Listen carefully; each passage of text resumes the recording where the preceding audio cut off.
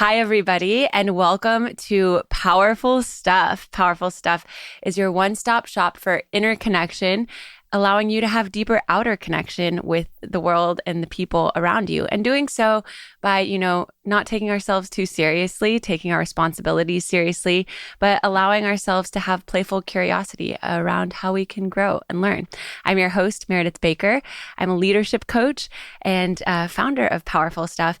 And today's episode is one of the most important episodes, if not the most important episode I've ever done. I'm feeling this so deeply leading up to the election.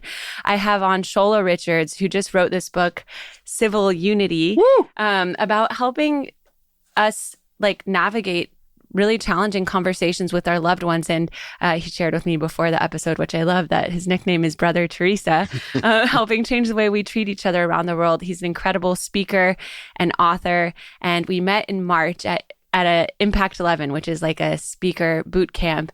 And we instantly connected and gravitated. And I was thinking so deeply about this topic of, civil discourse leading up to the election, with some stuff that hits close to home, which I'll share to a degree about today.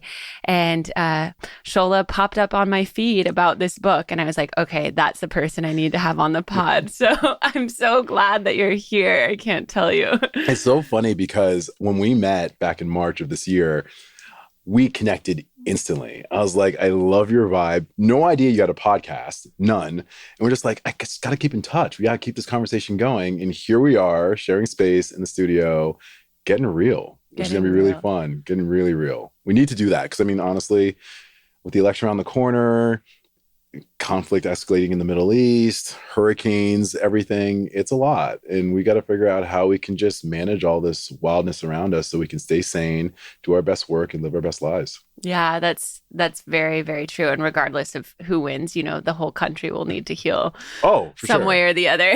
Yeah, guaranteed. And a fun fact that I forgot to mention in the intro also is that you actually testified in Congress and bringing civil discourse to Congress. So you're doing God's work. Trying. Clearly they needed a refresher course, but I did 2 hours of testimony. It was wild. 2021. It was September 23rd, I think. Wild. Such a great experience. And really quick on this, Meredith, I know when people lose hope in our politicians, the group that I had the opportunity to testify in front of are real ones on both sides of the aisle. They are both like, this place is a friggin' dumpster fire. We need to fix it. And they brought in people to really give them solutions on how to do so. It was a smaller group of 12 lawmakers. So they have, 435 people in the House of Representatives, I think. It's hard to get 12 people to move a larger body, but they were the ones who were serious about changing things and offering real solutions. So if you lose hope by looking at cable news, everyone's just a complete jerk, there's some people behind the scenes that are really doing that work to make this world a better place. Oh, that gives me hope. We need it. We need it. We need it. And so to rewind it back for our listeners, I'd love to just start with what is your definition of civil unity and why has this work been so important to you personally? Yeah. Oh, boy. Okay. Well, just two of the lighter questions. I know. Why not? Well, I'll start with the first one. So civil unity, first of all, civility, the way that I like to define it, it's simply an active demonstration of respect and the ability to disagree without disrespect. Oftentimes when people see civility, it's like, oh, just smile and turn the other cheek when someone's abusing you. It's all about being nice to people. I'm like, that's not what we're talking about here. We're talking about really deep level kindness, not niceness. And maybe I should kind of differentiate between the two real quick. Nice is just being polite and agreeable. Mm-hmm. And that's a super low bar, right? The worst human beings on earth can squeak out a please or a thank you. Yeah. Kindness is demonstrating through your actions that you genuinely care about another human being. Yeah. And it's hard, right? It's hard for me to have a conversation with someone who I'm politically the opposite of and say, hey, listen, what you're saying right now, whether you know it or not, is very hurtful because of X, Y, and Z. Instead of just ignoring it and walking away. It's hard to give people feedback. You're a leadership coach. You know this. Yeah. The nicest cultures are the ones that fall the quickest because people avoid tough conversations. They don't do the work that's required to build bridges. Civility, as I call it, civil unity, is getting as many people as possible locked in to this new definition of civility so we can use it to change our lives, our world, and how we speak to each other. Wow. Yeah, we need to do it. Yeah, and I love that distinction between niceness and kindness, and it's so true. It's like people are afraid of like rocking the boat or don't want to ruffle feathers or address like our own shame or our own, mistakes. Yep. And kindness is actually about having the hard conversations and doing so while seeing the humanity in others and ourselves. And I love that distinction. It's so important. You also asked the second part, which I almost skipped past. So why am I focused on this? Yeah. Why do I want to do this? There's a longer story. I'll try to keep it tight. My whole life, for whatever reason, I've been someone who's like a bullying target. I've usually been bullied for lots of different reasons, whether it was I grew up with a speech impediment. I was obviously a Black male. I just was someone who was exceedingly awkward. And I ended up getting to a lot of situations that weren't great for me. And I remember thinking to myself, like, God, I just wish people were nicer to each other before I understood the difference between nice and kind. Like, why can people be kinder? Why can't people just be better to each other?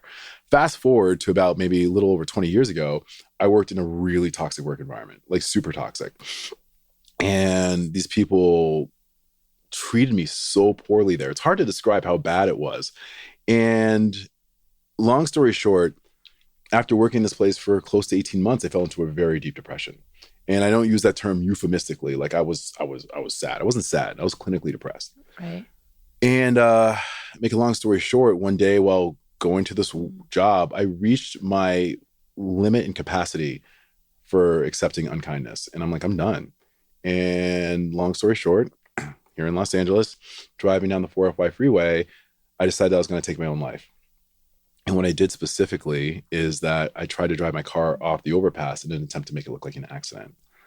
And my car hit the guardrail, came back in to incoming traffic, and I'm still here, obviously. But what that did for me is it set me on this really, really important path of like, what the hell is going on here? Like, why do people treat each other like this? And then I was like, am I the only one dealing with this? Am I the only one dealing with this unkindness? And I went down the rabbit hole. I was like, oh my God, like this is not just something I'm dealing with. Millions of Americans from all walks of life are dealing with this.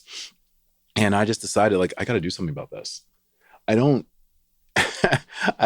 feel like I have the qualifications maybe I do now, but at the time, just some random dude just wanted to make the world a kinder place. And I just dove in and used my psychology background. It's like, how can we figure out really practical tools that we can use to get us back to a place of kindness? And that's been my work and will continue to be the work for the rest of my life. Wow. What a amazing thing that you've done to turn such a dark period into a beacon of, change and hope and other people who feel that way, knowing that there is like hope to pull ourselves out of it and to actually like literally be the change that we want to see. And that's like one of the biggest takeaways that I got from your book, which I was deeply affected by, of like, it's so easy to like feel all the hate and unkindness of others. And I feel like sometimes the hardest thing to do is to be like, even though it feels so deeply unfair, like we have to be the ones to take that first step. It's the hardest thing because it's like, why can't she take the first step? Yeah. And it's like, I was in a session, I was doing a leadership talk or training, and there was one person in the audience was like talking about her manager. It's like, I'll change when she changes. That's when I'll change. I was like, fam, what are you talking about? So you're telling me that you're going to give the power to be happy, to be in control of your life to her, your boss, who you can't stand? Why do we give our power away so freely? And why the hell do we give it away to people who we like and respect the least? Yeah. It's crazy. So I'm into this energy of keeping our agency and our autonomy. Mm-hmm. And so, yeah, that means that we do have to walk first. If we're going to wait for the most toxic, belligerent, hateful people to be like, you know what? Yeah, I'm feeling like being kind today. Let's go ahead and like hug it out. Like you're going to be waiting for a while. So I don't want to wait on that. Yeah. The world I wrote this book as kind of like sounding the alarm. Like, we don't have the luxury of like waiting for the most toxic people in our neighborhoods, in our families, in our workplaces to figure it out. Yeah. We need to do this work and create an environment where those behaviors can no longer thrive. And it only starts when enough of us unify around this, thus the term civil unity, to help create a world that we will be proud to leave to future generations long after we're gone. Yeah, absolutely. It reminds me of this quote, actually. Like, I went to the Hoffman process, if you're familiar. I've heard, so this is the third time I've heard about this, so clearly I need to do this, but continue. Okay, yeah, sign. I probably bring up Hoffman on every podcast, but it's all about looking at our past patterns, where we got them from each parent, knowing that, each parent was doing the best they could with what they had, but then how do we choose to move forward as an adult in our own agency? And one of the huge posters they have when you walk in is, "It's not my fault, but it is my responsibility." Yep. And that just like hits home with this work. And maybe we can kind of go through an experiential arc of the book. Because like, as I was telling you before, I've been deeply thinking about this, even in, Venice Beach. Like, there's a lot of people that I was surprised to find out have very different viewpoints from me. Yeah. And it's been really hard to navigate. And one person who's very close to me in my life, like, we've had like a very big moment around like our differences politically, especially when I had a life-saving procedure that women in other states with strict abortion bans who are experiencing miscarriages or abortions can't receive. Right. Mm-hmm. And so I feel really passionately about women's rights and what Harrison Waltz can do to restore those. Right. I mean, obviously, also now our states need to do it too. But all of that's to say, getting sidetracked. Like, one of the biggest takeaways I got from your, the first part of your book is really like keeping our side of the street clean, and what can we do within ourselves, and maybe, if you can share some of those first few steps, because I was listening to it, and even though I feel like, I don't want to say I feel like I'm right, but I feel like my issue feels so like common sense, and there was certain things that I was doing that probably like heightened my emotional response to this other person. There's so much there. So, abortion rights is one of the most emotionally fraught arguments in our country today, right? Yeah. So it's something that in some large ways will probably play a key role in predicting the outcome of the election. I really do believe that. To the point that you just said. So when you're talking about abortion with someone who you deeply care about, and maybe this person is on the other side of the argument, let's just play along and say, one of the things that I love to talk about is this concept of setting ground rules. And it's so important when you have these conversations, because it can easily turn into attacks. So what I often mention is like, hey, look, so Meredith, before we dive into this topic of abortion, because it can get off the rails pretty quickly. We know this. So can we agree to stay respectful, even if my opinion on the conference on the topic is different than yours? And let me say that again, because I totally botched that. I want it because it's like, can we have a discussion about abortion? I know this is a really emotionally fraught topic. Is it cool that I can share my opinion on it, even if my opinion is different from yours? So what ends up happening by me doing this, I'm challenging you to stay respectful on a topic that you're very passionate about. And what I mention in this is like, I'm going to talk facts. So if I'm like, hey, look, so for me, this was a life-saving procedure that I needed to have. If I was in a different state, it could have been very scary for me, where doctors may have been afraid to give me the life-saving care that I need. This is why it's so important to me, because while I may live in a state where this is fine and legal, there are other women may not have that luxury. So that's why I fight for it. Now, the thing about civil conversations is that you don't have to change your mind. A lot of people think like, you got to like fold at the first sight of someone challenging you. You can have strong opinions. And I have very, very strong opinions politically around abortion and other things.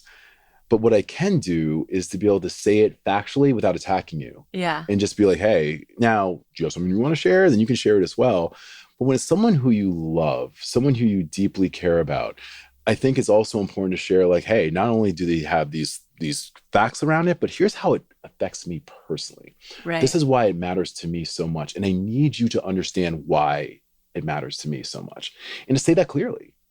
Because if you don't say that, and they may not understand, I love to say this, in the absence of a story, people create their own. So they have to just kind of discern on their own. Why is this so important to Meredith? Why is she getting so upset? But you have to explain to them why. Explain to them why it means so much to you. So they can better, hopefully empathize with what you're going through. But most importantly, maybe be able to see a little bit of the other side of the equation that they weren't able to see before. Right. And I love what you say about like setting ground rules, because it's like, okay, let's both agree not to be, yeah, like off the guardrails here, and kind of slows down the conversation a little. And then I think the thing that I was struggling with, which is I guess a bit of a nuance, is like they're like, of course I support, of course I support women's rights, but I still think that the other candidate is better. And they're like, of course I support a woman's right to choose and a woman's right to health care, but I still would vote for the other candidate. And in my mind, I know we're really just getting into it, but I'm just curious, like how to like think about it. Because in my mind, I'm like, but those two things, I guess it would be kind of one of your open-ended questions of like, yeah, those two things feel contradictory to me. Yeah, understood. And I would ask the question to this person, well, this candidate is more equipped to support women's rights. How do you know that? Mm-hmm. Like, just ask that question. How do you know that? Help me to understand why you came to that conclusion. I just want to understand more. Mm-hmm. And then the reality is a lot of people make their opinions based on what they see on cable news, what they see on social media. So I'm curious to see and kind of unpack how they came to that point. If like, well, hey, the 8 p.m. anchor on my favorite news cable station said so. Well, then that's not really a good reason. Yeah. So what is it that would make you think that that candidate is better equipped to support women's rights than the other candidate? And it's worth asking, how do you know that? I want to create a world of critical thinkers. Yeah. That's the whole idea. I want people to go deeper than just this person who I follow, who has a ton of followers and a blue verified check mark, must be right. Like I instead, I want you to be like, unpack this, have curiosity, be like, well, wait a second. I don't know if that's legit. I want to learn more about this and go deeper. Because when you go deeper, then you can find some answers. But I don't think most people do that. Yeah. I think they stay in their echo chambers. They keep getting the information that they want. They seek validation, not information. And as a result, they stay stuck. So that how do you know that question is a way for people to go a little bit deeper and to really see how valid and how deep they've gone in their own research about the topic. If they can't go deep, I just know, okay, well, that's not going to work for me. Yeah. How do you know? And don't just make up some weird dark web conspiracy theory from I want something that you can like show me that I can like, okay, that's really interesting. Yeah. But real stuff, so we can have real conversations. And that's how we get to kind of bridge the divide and get a little closer when things are separated. Yeah. I love that, information over validation, or like put that on a bumper sticker. And so with that, like, I'm curious because I think something that I've noticed in that conversation and like here is that like there's certain podcasts that people are listening to, certain social media platforms people are getting their news from. And I guess I'll just say it, like a lot of, guys that I know. And I find it to be super right leaning and very biased. And, obviously they're getting inundated by it. Elon Musk endorsed Trump. Elon Musk is an idol for a lot of these guys.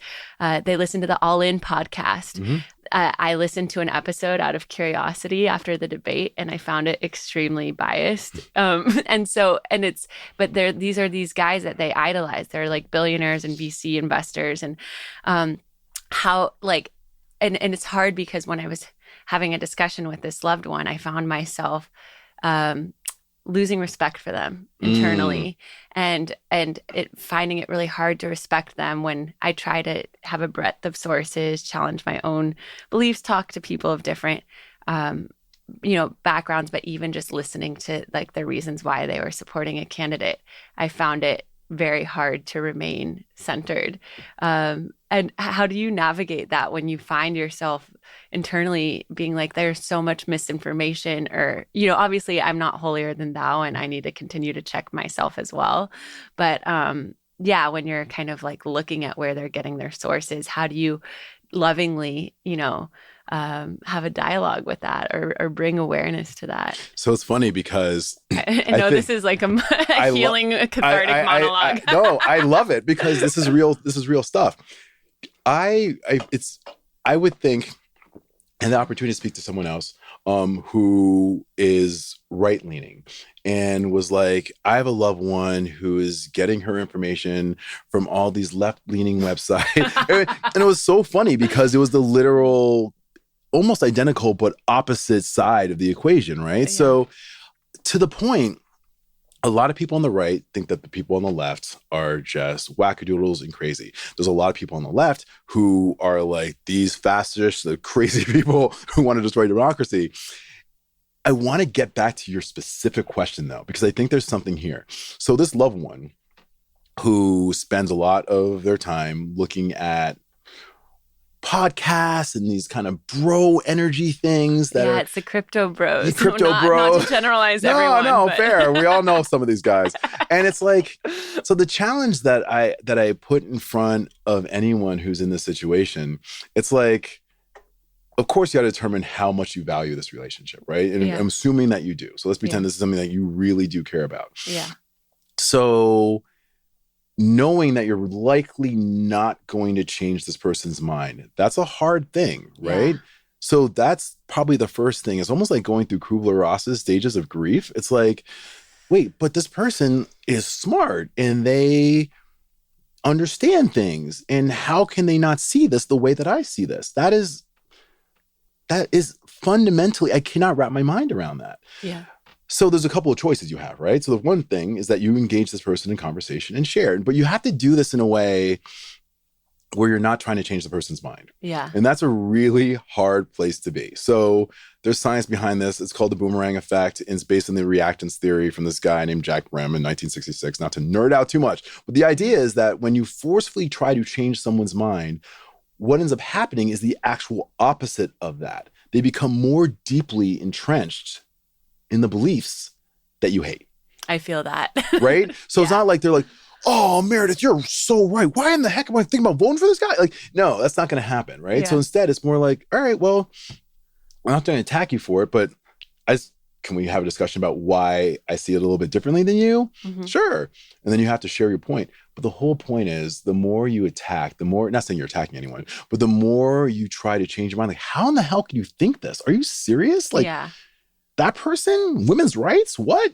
Like, then unfortunately you lose before you start. And it's hard. I mean, and that's why when I talk about the stages of grief, it kind of is, because you're seeing someone that you might not have seen in that way before. And then you have to find a way to get to a place of acceptance if you're willing to do that. Mm-hmm. It doesn't mean you need to change your mind or your views. And quite frankly, when you see families divided over things that are political, and I want to say this thoughtfully, I think the political landscape now in 2024 is way different than it was like 10 years ago in 2014, right? Right. Back then, you could be a Republican, you could be a Democrat, and you could be like, hey, I'm voting for this. I'm voting for Romney. I'm voting for Obama. I know. I'm like, I miss Mitt Romney's presidential race. Right. It's like, you're just fighting for issues, right? It's like, now it's like, this is way different than that. This is not like just fighting for issues anymore. So when people say like, I can't be around this person because this person believes in things that could cause me and people who look like me harm, right? So, Shola, how should I be civil to these people? And my thing is, if you do feel that you're in harm's way and you feel like this person does not respect you as a human being, there's no part of my book that says, well, you need to stay with them and lean into that. And if this person's a friend of yours, then you just need to just take it in and suck it up. Like, no. But it comes down to this individual decision around, can you navigate around what you're considering deal breakers? And deal breakers are only something that you individually can determine. Yeah. I can't determine that for you, right? There's some things like, hey, you do this and I can't be around someone who does that. If you believe in this or you support this, I need to explain to you why. Well, I don't give a damn. Okay, well then, but you do understand, like, that really hurts me and people who look like me. That could be really damaging. I don't give a damn. Well, then I should separate. Right. And I shouldn't be around someone who doesn't understand that. My thing and my argument in this book is that the deeply unreasonable people in this world are far smaller percentage than originally believed. Most people can be reasoned with. And while I will say that our goal is not to change people's minds, that doesn't mean that people's minds cannot be changed. And this is important, right? And the only thing that I'm saying is that when you forcefully try to change people's minds, I'll give you a metaphor. Let's say you love butterflies, right? And you want to catch a butterfly. Well, you're running around trying to catch this thing and it's flying all over the place. You can't grab it because they're so much faster than you. But what if you built a garden with beautiful flowers instead? Now you're attracting the butterflies to you instead of having to chase them. And they're now there and they're around you and they're present. The goal that I want to create is an environment of civility so it's more open for someone to be like, I can maybe see this differently now. Or I was giving this some reflection, and you know what? This does make more sense. Versus trying to attack, which is the metaphorical way of chasing the butterfly. Yeah. You're creating an environment where someone can have that self-reflection without being forced to get to that point, which could surprise a lot of people in changing minds. I mean, the reality is, in this book, there are people who are deeply so far off the rails. White nationalists, white supremacists, skinheads, super radicalized people that turn their lives around. And they weren't turned around because they were forced to turn their lives around, because someone actually helped them to get to a place where they showed them respect. They listened to them. Bad behavior is often an unskilled expression of an unmet need. So when I'm seeing people behave in ways that are just so off the wall, can I find a way to meet them where they are? What are your unmet needs that you're really struggling with? Because when we have these conversations, we're trying to, again, not forcefully change minds, but create the space where someone can realize on their own that maybe there's another way to see things.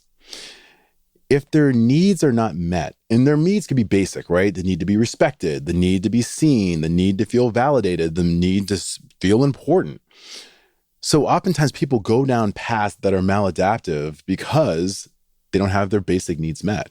So if they have a conversation with you and they always feel that their needs are met, and you're not constantly challenging them, making them feel stupid, you're a weirdo, you're this, you're that, because you think this, which only then causes them to double down on their beliefs, right? Not only does it cause them to double down on their beliefs, that's only one thing. So they'll double down on their beliefs, on these beliefs that you find troublesome. Two, when you're attacking them, you destroy any possibility of them seeing the merits of your position. Yeah. There's like no chance, right? Because you just attack them. And three, you're only contributing to the toxic discourse that's destroying our country and our world right now. So if you're cool with all three, have at it. But the idea is most people aren't. Some challenging people create this space where folks can have this conversation with civility, and maybe that need of being heard can at least be satiated, which could create the space for hopefully opinion expansion, thought expansion, and maybe even changing a mind or two. Yeah, I love that so much, because I think with my experience in taking radical ownership over what I could be doing differently, I was so disturbed by this person's belief that I like needed them to see it my way. I was sending them articles, TikToks.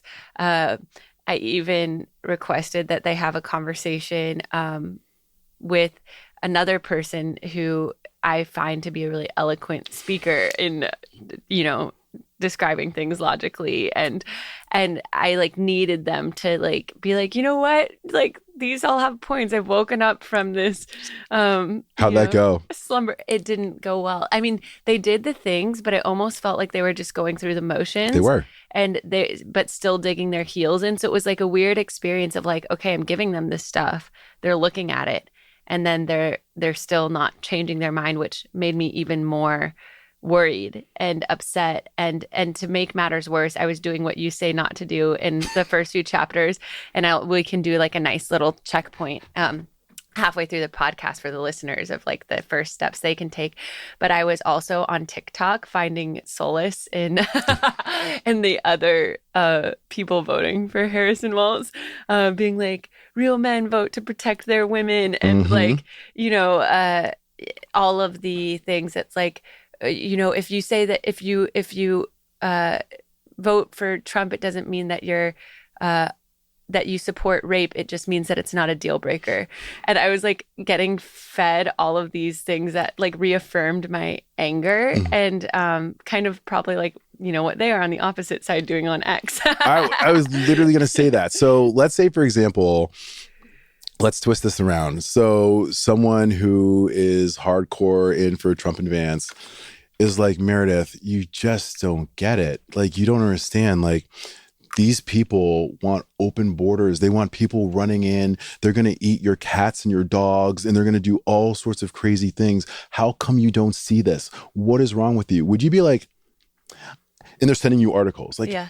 I want to read these. I want to go through them and really see the merits of them. You'd be like, what the hell? I don't want this crap. I'm not reading that. So that's exactly what the person is doing when you're like, how can you not see this? Yeah.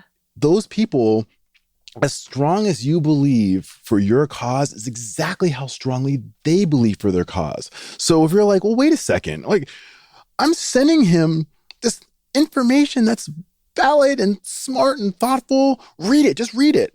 And he's like, all right. So if the person did the same thing to you, would you be like, oh, I cannot wait to dive in? You're like, what the hell?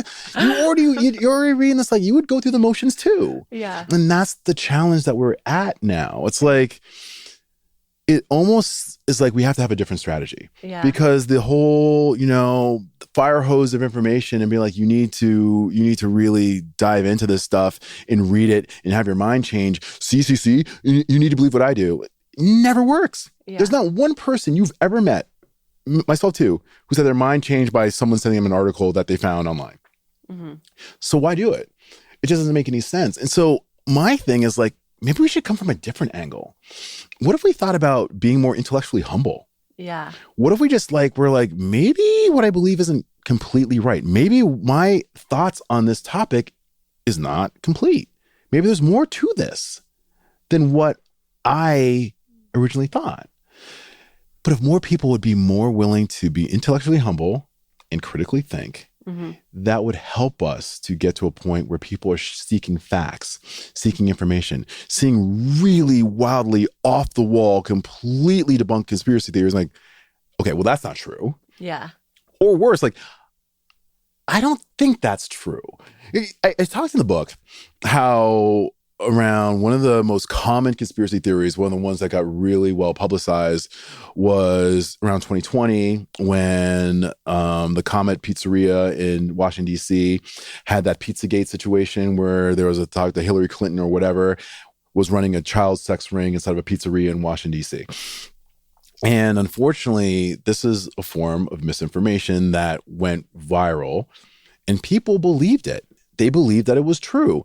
And worse, they did a Reuters Ipsos poll where something like 17% of Americans believed that was 100% true. Yeah. And I want to say 34% were like, I think it could probably be true, maybe. That means over half of people believe that not only was there a pedophile ring in some pizzeria, but that America is being controlled by Satan-worshiping pedophiles that want to do harm. 50%. Now, that's really scary, right? Yeah. But if we're not critically thinking, like, hold on a second. Like, that seems weird. That doesn't seem... Let me go deeper. That's all I want. Just to be like, wait a second. Why am I believing this? Because what we do is we believe stuff that aligns with our beliefs. Just because something aligns with our beliefs doesn't mean it's true. That's the reason why misinformation spreads so quickly online. Yeah. I see something that I want to believe about a candidate that I can't stand, and I'm like, yes, see, and I'll share it quickly. Yeah. And like, only to find out that, ooh, that wasn't true. Yeah. And that's what a lot of people do. And I think we ought to be able to take a breath, take a beat, and just realize that changing minds is not a thing. I see people who waste their time. One of my buddies literally goes to one of the candidates' social media platforms and just wakes up first thing in the morning. He has this burner account, and all he does is just go and troll this person. That's hilarious. Like, literally, his whole thing is like, I cannot even have my morning bowel movement until I'm trolling this guy for at least an hour. I was like,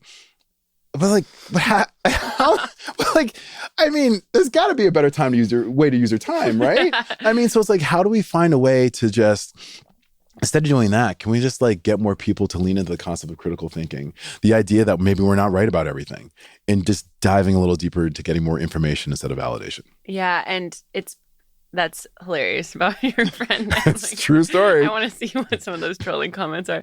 But it's for sure, it's so funny because the two things I say that are so important in self-development work as a coach, the two qualities I tell people, it's like curiosity and compassion. And it's hilarious that, we keep getting doses of our own medicine. And I think that those have been like the two things tested the most for me in this situation with my loved one, of continuing to remain curious about why they're thinking that way, to remain curious and open, even though, I have like a bleeding heart around this particular issue and feel like this is so unfair. I'm the one who went through, that life-saving procedure. Like, how can they not, like, and now I have to be the one doing, manning the garden so the butterflies come. No, I'm joking. Well, yeah. Well played with the metaphor. Nicely done. Yeah. And so thank you. But it's like, that's the only way to do it. And yeah, so it's like the curiosity has really been tested. And I think, like, to your point about the social media and misinformation, it's like not inundating ourselves with it. And I know you had a portion of your book about that, of like not flooding ourselves with things that reinforce our beliefs that then only make us more angry. It's like, I already know my viewpoint, so why do I need to spend 20 minutes on TikTok reaffirming that? Yes. And getting even more angry about why this other person doesn't think that way. It's like, that's not keeping my energy like clear or in a state of equanimity for when I do talk with them. That's fair, but you also demonstrated that people seek validation deeply. Totally. So when you're having this conversation with your loved one who sees it differently, what we need to do then, almost part of like our survival mechanism, is to be surrounded by people who see the world the way we do. Like, because it feels like less alone when I see those people. It's like healing. You get me. Thank you. Right? And I get it. That's the reason why people watch cable news. Yeah. How many people go from like, oh, I want to get all the viewpoints. I'm going to spend 30 minutes on MSNBC, 30 minutes on Fox News, and maybe some on CNN, and just get a kind of just a real well-rounded view. Yeah. Who does that? Yeah. They go to where they can get their ideas validated. It's a beautiful feeling to know that there's all these smart people who believe the things that you believe. Yeah. So we seek that. We want that. We crave that. But what we do is we create a world at the expense of creating civility, common ground, and finding a way to be able to coexist with these people. Listen, of course, people would love the idea to live in a world where everyone thinks the way that we do. But unfortunately, they're in your doctor's offices, they're in your workplaces, they are police officers, they're in your own families. Some cases, you're even sharing a bed with these people. Yeah. You got to figure this out. And so we have to. And it doesn't mean, and this is one thing that kind of bugs a little bit for me, is this weird idea that it means, what are you saying? We just got to like roll over then and not fight for what we believe. Who in the hell said that? Yeah. I mean, I have very strong political beliefs. I'm not rolling over for anybody. Yeah. But what I'm doing is like, can we learn how to disagree better? We're so bad at disagreeing. I'm going to destroy you. I'm going to call you all these names, and then I'm going to find a way to separate myself from you so we can no longer, I see you as like the Antichrist. But what if I see you as someone who has different views? Yeah.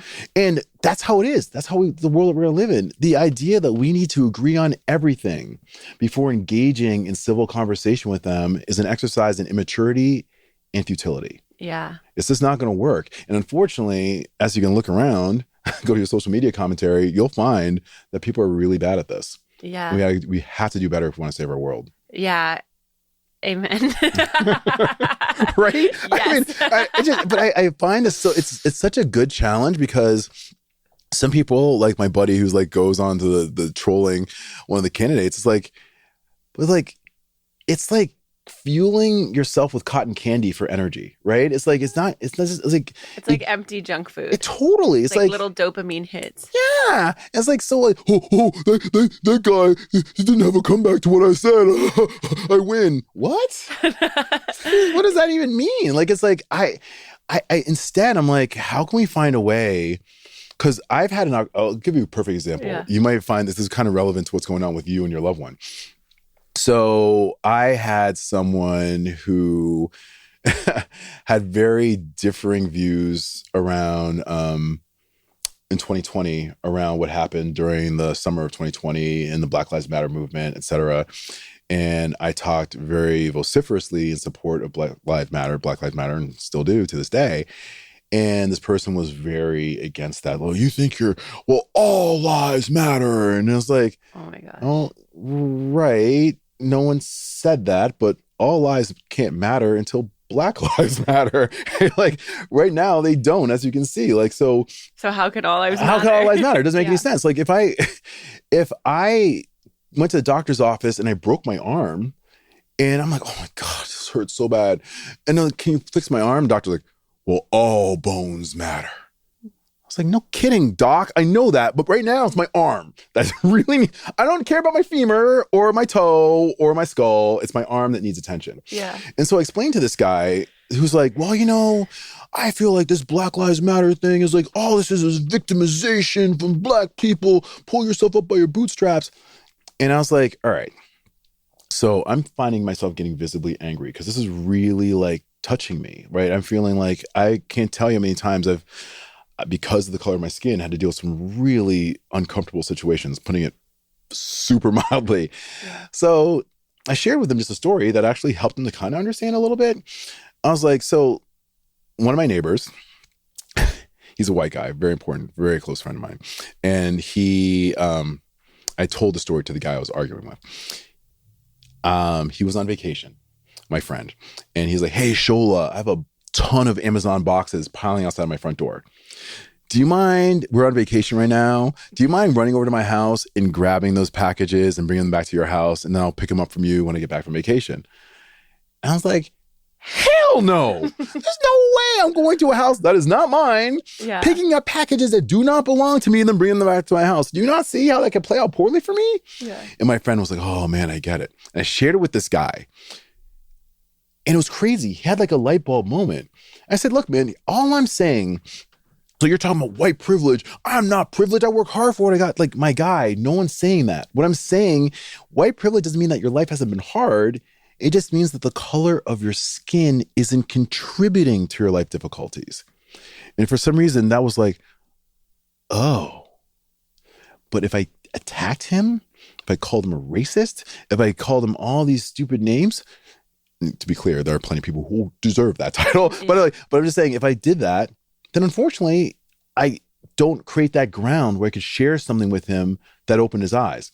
Right, even you would get defensive or something. Right. 4 years later, this guy's like, oh my God, man, I'm still thinking about that story you shared. Really woke me up, and I am really starting to see the world differently.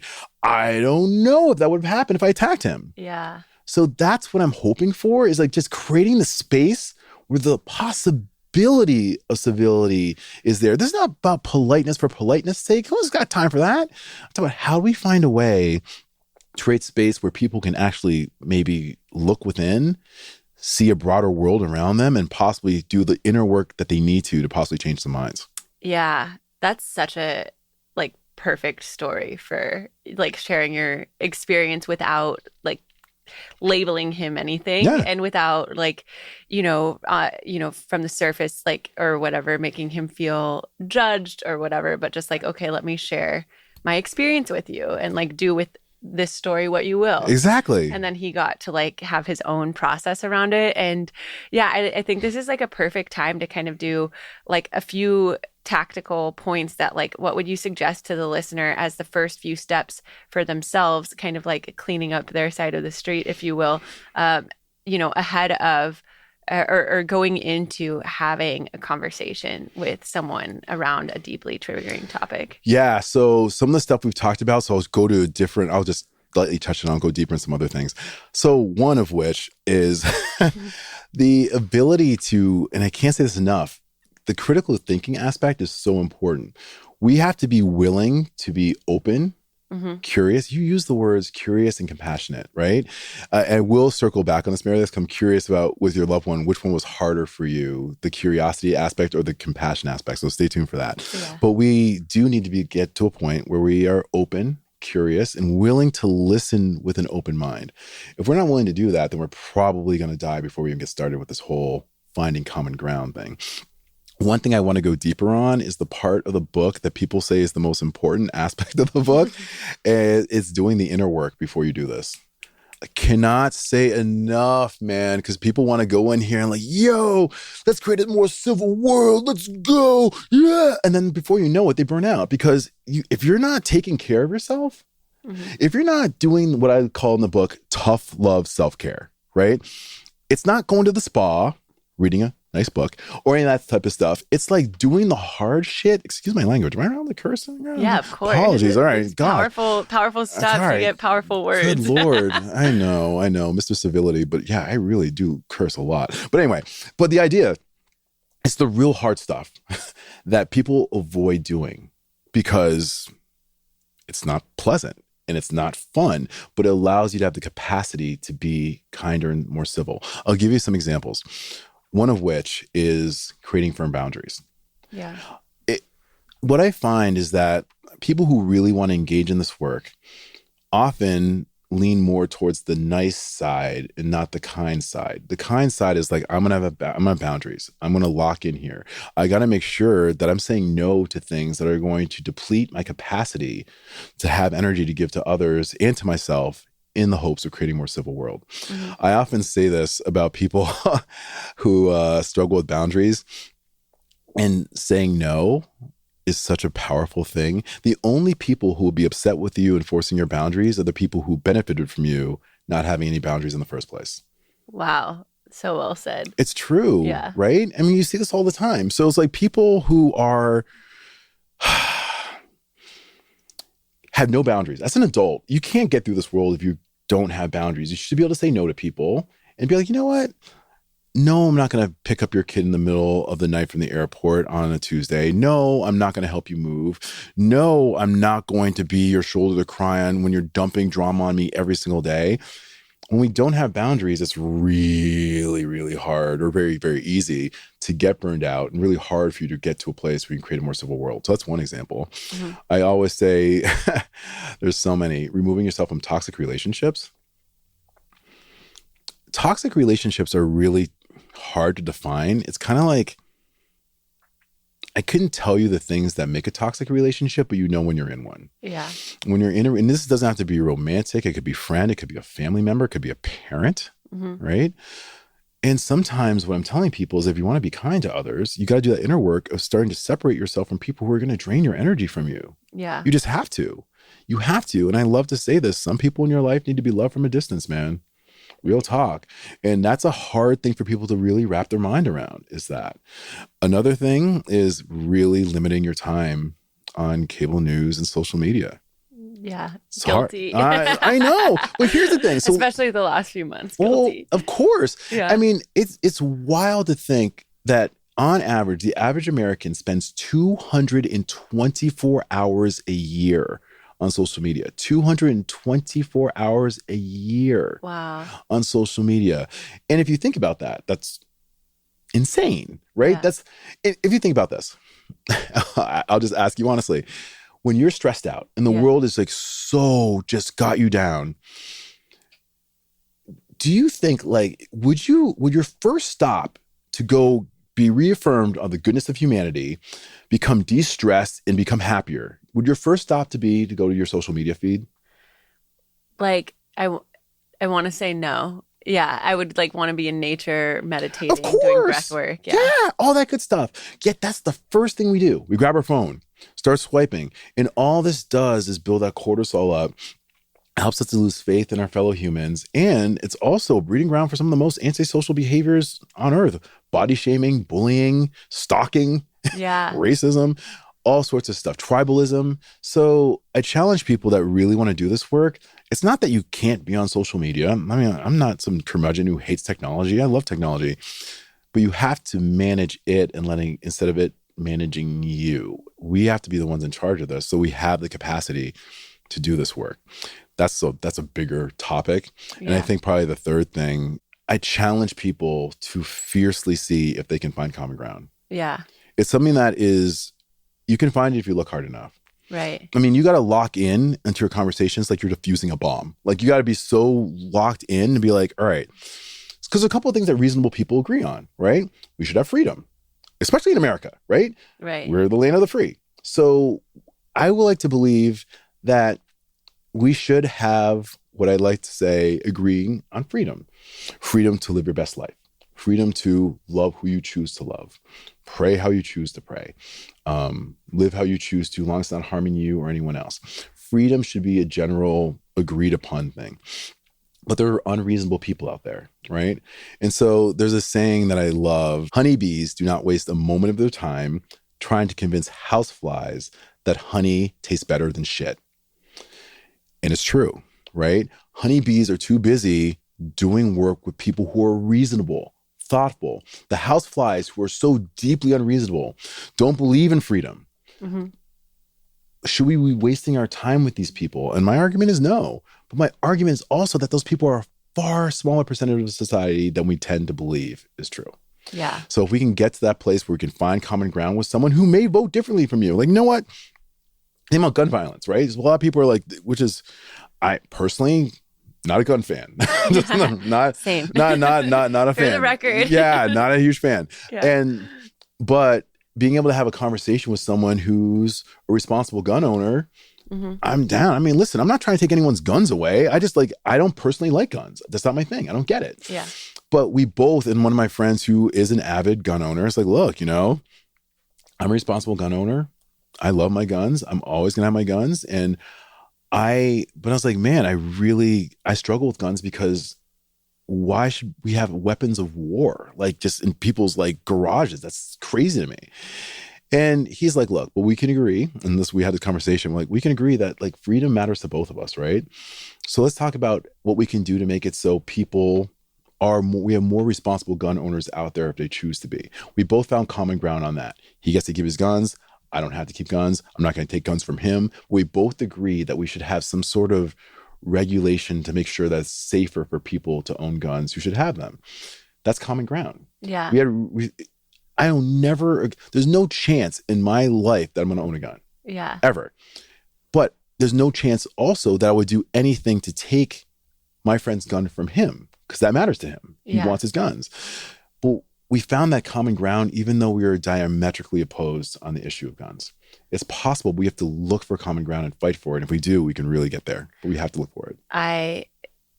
The common ground thing is so huge. And it just reminds me of this little side story. So I'm like, speaking of social media and TikTok, I do more creative liberties on my TikTok than on my Instagram. And I made this one video that's like, that I'm looking for a man in finance. Oh, yes, I've seen that video. Yeah. My daughters are playing it. I was like, what is that? Yeah. So it was a viral moment this summer. And I just had this funny idea to make one where it's like, I'm looking for a man who knows women's rights are human rights. Liberties stands up for me. Women's rights, human rights. Liberties stands up for me. And I'm like, this is so fun. And I posted it getting ready for all the blue hearts on TikTok. and it ended up on the wrong side of TikTok. Oh, no. Or for me. And everyone's like, you need a Trump man. And like, oh, well, then if real men vote for Trump. And then started saying stuff about, abortion and babies.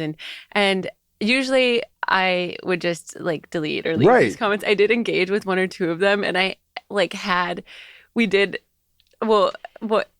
was partway reading your book, part through. And just as an experiment, one of the guys who's like, how dare women murder unborn babies? And I'm like, well, women's rights, it's, I think we can also agree that a woman shouldn't be forced to give birth to the child of her rapist. I'm like, you seem like someone who cares about life, and that you would, surely we can both agree that women should be protected from their rapists. And he's like, yeah, no. Like, anyone who rapes a woman should get capital punishment. And so it's like, it was just such a funny moment of me being trying to find, his humanity on the comments, which I don't recommend people good luck with that. Play these you games, found it. But I found it, and it was win. So that was a win. In the end, I decided to protect my peace, and I was just I can turn off the comments, and I turned them off. So I was like, wow, It's all gone. Funny how that works. A couple of things on this. So it's funny because I feel like I had a conversation with someone around this. Like, I feel like the civility thing takes like humor away. Like, we can't make fun of people and stuff. I'm like, I feel like there's always an opportunity to like have lighthearted humor. Like what you did with that, like playing on the man in finance with a man who like, supports me and cares about women's rights. Like, it's fun. You're just having fun, right? Yeah. It's not attacking anyone. And I feel like I do think we all just need to chill. It's like, I just think there's a little bit of that energy. Like, can we just have some fun? I mean, if we're not hurting anybody, you're not hurting ourselves, like, what the heck? But I feel like what you did in that comment section, which is a very hard place to find common ground, because listen, behind the anonymity of a phone screen or a computer screen, it's very easy to be a keyboard gangster. And like, you know what? I can do whatever I want. And that's why mama always says, it is hard to hate people from close up. Mm-hmm. So when you're having a conversation like you and I are having, I'm not going to come at you with that type of energy. First of all, I love you, so it's not going to happen anyway, but just play along. If I were to attack you, I'm not going to be like, it would be weird for me to do that because we're right here. Yeah. But it's also easier to find common ground when we're closer. When you have the screen as that huge divide between another person, finding common ground on social media is not really the best place. It's kind of a powder keg for some of the worst behaviors in humanity. Mm-hmm. That's why it's like, if you're really trying to find it, that's probably the worst place to go. You can, if that's what you choose to do. I mean, you have a platform, I have a platform. People running my platform saying all sorts of wild stuff. Yeah. And to protect my peace, sometimes I decide if I want to engage or not. Some people just straight up DNE, do not engage. I'm like, no, I'm not going to get into that. I want to have a fight with you. I just want to just run my community and just have some fun. But there are times when I feel like it's worthy of my time, my energy, and my effort. But that depends on a number of things. Yeah. It depends on what I'm feeling, my energy for the moment, and how important this relationship is to me. And in some cases, setting an example for my community of what I want to see as a way to handle these type of situations. Yeah. A lot of things that go into consideration of this. Yeah, it's so true. And it was a cool moment when that happened. And then as like more and more other comments kept flooding in, I'm like, I'm not going to delete all of these. Like, this was meant to be a fun video. If I turn off the comments, only people who are going to engage with it are the ones who are going to like it. And I just posted it for fun. And I probably will in the coming weeks, like in my own way, share, my personal connection to women's rights, but a more serious, like personal story on Instagram, I think. Are you going to do that? I think so. Can I ask what's your pause in doing it, besides it being very personal, which is obviously a good enough reason right there? Is it the main reason? Because I'm assuming a lot of people don't know about this. Would they be hearing it for the first time on Instagram? I think people would be hearing it for the first time. And it's, like phrasing it, more so about the life-saving procedure I had, a DNC. Yep. Than whether it's an abortion or a miscarriage, because the fact is it's all women's rights. Exactly. And so the pause is that, I'm a coach, and I have people, all types of people who follow me, as I'm sure you do. Mm-hmm. And it is a lot of my content is like lighthearted, mm-hmm. and or like how to. So it's definitely going to feel like a departure from that for a moment. But I felt that, again, it probably won't change people's vote, but my hope is that some of these guys in Venice that I've been like around, and other people just like have a little bit more of a human face to this story, like that I think that it's not a black and white issue. And I think they don't realize that in Texas, like the maternal mortality rates have increased 56% under its strict abortion ban, and 26,000 women have been forced to give birth to the child of their rapist. And so my hope is to at least bring more nuance, but I am a little bit afraid of sharing it. But I feel also compelled to, if that makes sense. It makes complete sense. Yeah. When I decided to share my suicide attempt was huge. I was really worried about what people were going to say. I was known as this Mr. Positivity guy, bringing all this energy, and I really never broached those topics around mental health challenges, my own and others, and how it led me to a really, really dark moment in my life. I was afraid that And a lot of the fears that I had looking back on it, it's like 10 years ago, I was so afraid that people weren't going to take me seriously. Because at the time I had a full-time job. I was like, shoot, what if these people decide that they don't want to promote me, or I can't become a leader because they don't think that I'm unhinged, not able to do this work. And all these fears are totally made up. The world responded when they're like, man, thank you for sharing that. You're not alone. I would say percentage-wise, I'd say probably 93% of people after I told my suicide story were like, man, thank you for sharing that. The 7% were like, ooh, weird, overshare. What's wrong with you? Oh my God, like that's so weird. Like no one wants to hear that, man. Just go back to telling your funny jokes around whatever. Those people aren't my fam. Yeah. And I realized I'm not speaking to that 7%. That's not my audience. Yeah. In fact, if I say that I can get them to leave, that's awesome. Make more space for people who do get it. But my thing is that when we have something on our heart that needs to be shared, that could deeply affect the lives of others, and we choose not to do that out of fear, we are literally making the world a worse place by our inaction. Yeah, that's so true. And I'm sure it's like what you were saying with the 7% of people who didn't get it. Like not only are they not your fam, but it's like the lives that you impacted by sharing it far outweigh like a few people having their own ruffled feathers for whatever Seriously. reason. I mean, when I talk about mental health, I'm generalizing quite a bit, but this is just my personal experience as a Black man in America. I found that not a lot of Black men are willing to have those conversations, but they are more willing after they see someone who looks like them, AKA me, have this conversation, have this discussion. They're like, oh, whoa. So wait, if that brother can do it, I can talk about this. And that's what I'm hoping for. Like a lot of times, one of my buddies, Black guy, we were talking about this the other day. He's like, man, when I was struggling with my mental health issues, not my mom, but this guy's mom was like, man, my mom, go take a nap. Go take a nap. You'll be fine. And I was like, Mom, you don't get it. That's not how this works. We're talking about depression, anxiety. Yeah. So once I got up there and started talking about that, it opened up the door for him and others to then seek their own mental health help.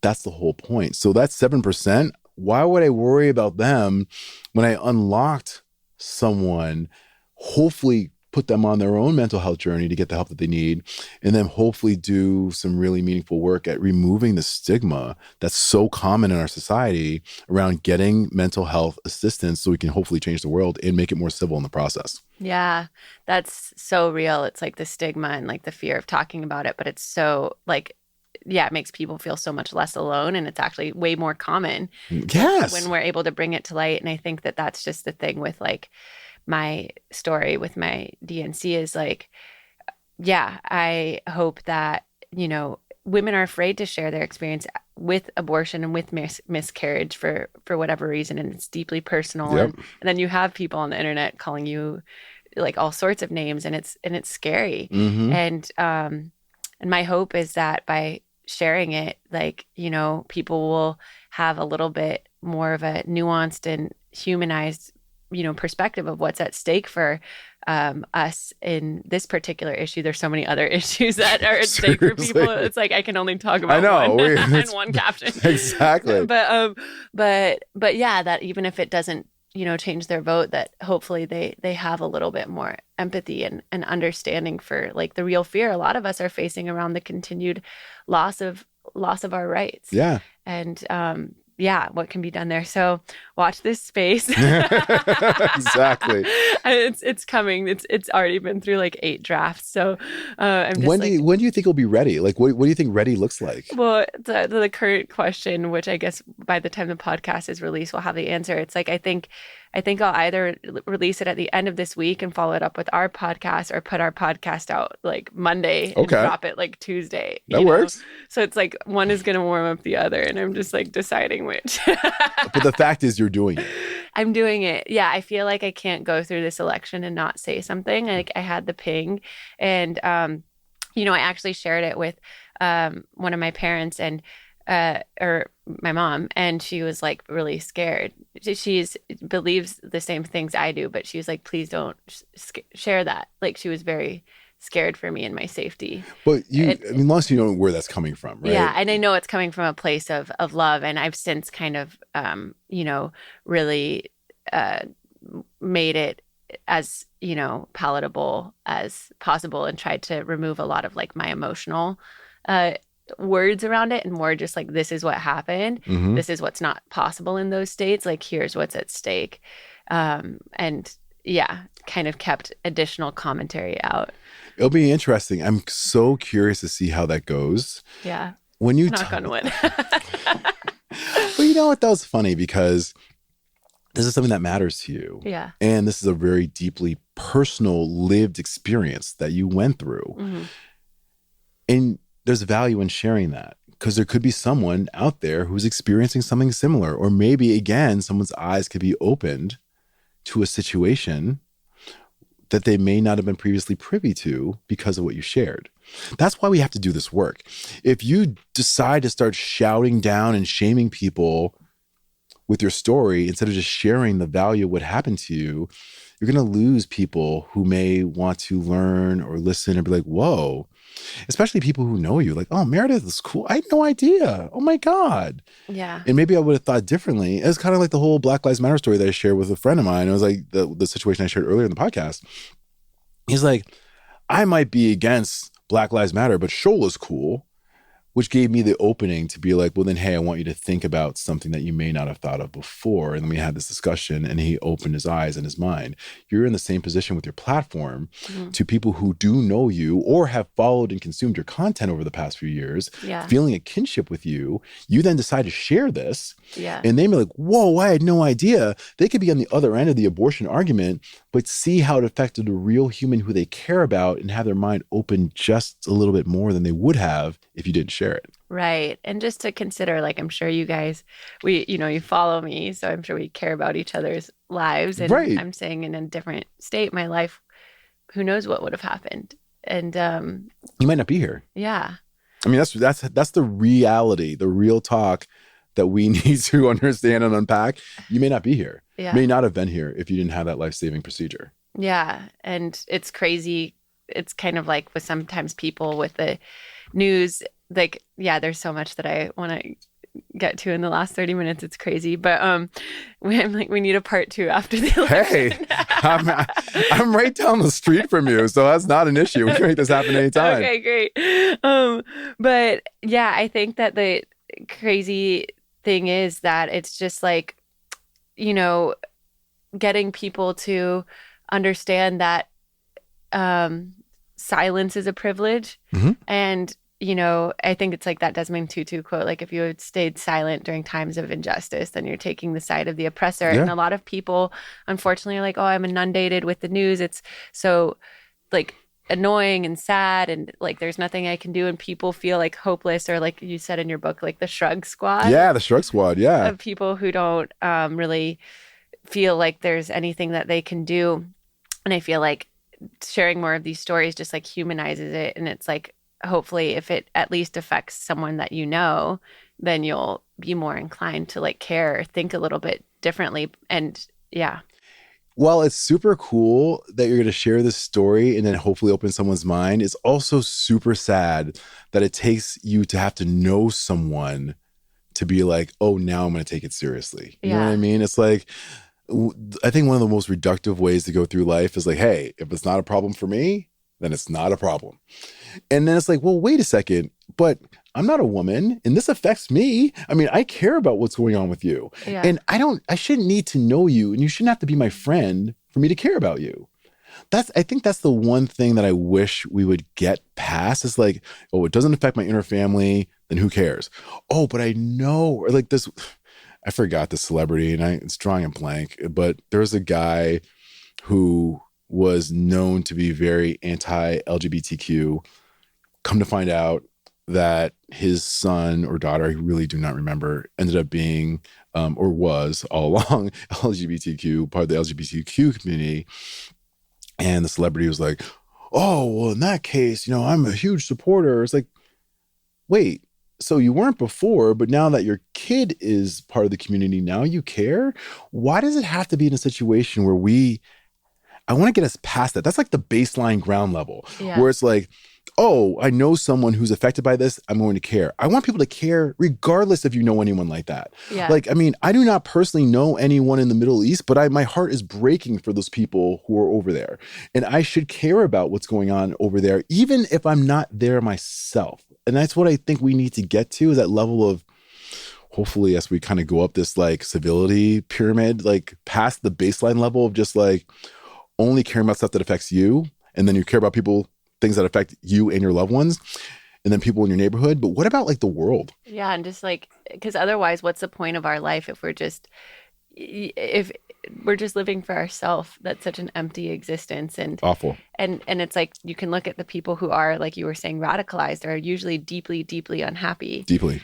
Because you don't have that sense of purpose and like actual tangible community outside of the community of like hate or wherever you find it online. There's like two side tangents I want to go down. I know we only have 30 minutes. So I want to do these and then also talk about how we can deal with misinformation, microaggressions, and the logical fallacies. Oh my God. Boom, boom, boom. I know. I'm like, I just want to get through it all. Let's do it. Okay, but like two quick things. Number one, with the Middle East stuff. So I find this, I'm curious like how you would approach it from a civil unity perspective. So like, I just want peace in the Middle East. Like I myself am ethnically Jewish and obviously feel very deeply scared for the rise of anti-Semitism around the world. At the same time, like my heart breaks for Palestine and like what's going on there, and I don't know enough about the situation to like in the complexities of it. But there's atrocities and lives being lost on both sides, and I feel very scared to like comment or say anything because I have people on my feed on both opposite ends of the spectrum, and then them viewing probably my silence as me not caring, but it's me being so afraid of like saying or doing the wrong thing in that situation, where I just truly, my heart breaks for humanity in that situation of like, my heart breaks for the Palestinians and my heart breaks for Jews around the world who are feeling afraid of the rise of anti-Semitism, who've been persecuted many times over in various contexts in history. Yeah, I would agree. There's so much with that I know. I'm like, I want to get through everything. No, but this is an important topic because it is causing a lot of division, and understandably so, right? Yeah. I mean, the conflict in the Middle East has been going on for quite a bit of time and probably won't be solved anytime soon. Unfortunately, I will say this though, is like, I lean towards, I'm pro humanity. I don't want to see people dying and suffering and being burned alive in hospitals or being taken as hostages and raped and tortured. Like, no one should be down with any of this. Absolutely. And so if my thing is, I just want it to stop and I want to get to a place of peace. Well, I mean, and I don't really care if that seems like super Pollyanna-ish. Anything that's causing violence and harm to our fellow human beings is absolutely unacceptable. And what's happening right now is beyond the pale. And we have to figure out a way to get to a place where we can see the abject insanity and inhumanity of what's going on and take some steps to do it. And you're absolutely right. We see this on college campuses where there's a lot of rise in anti-Semitism, and a lot of my Jewish friends feel very uncomfortable going to college and going to classes for fear of being attacked or labeled, whatever they may be. And there's a lot of Palestinian friends that are horrified as they watch their loved ones just fighting just to get some food to eat and just survive for the next day, and worry about getting bombed and killed and seeing their loved ones die.